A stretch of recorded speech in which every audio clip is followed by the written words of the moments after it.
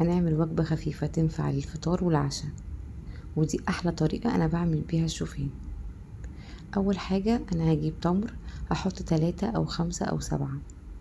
انا استكفيت ب5 تمرات. هنقعهم في حليب لحد ما التمر يطرى خالص.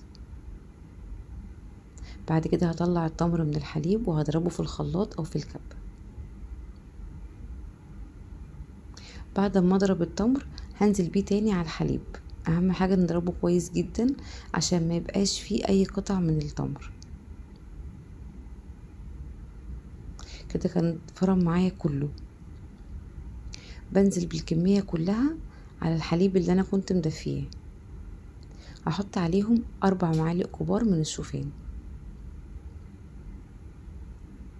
هقلبهم مع بعض كويس جدا، وبعد كده هحط عليهم رشة صغيرة جدا من القرفة. اختياري، لو مش حابة تحطي القرفة ما تحطيش. هحطهم على النار كده يعني حوالي 10 دقايق، وهو لف معايا على طول جدا. الشوفان بيتقل بسرعة جدا. وبعد كده قدميه في اطباق، حطي عليه مكسرات، حطي فواكه المتوفر عندك. بجد من احلى طرق الشوفان اللي انا جربتها. جربوه ان شاء الله يعجبكم.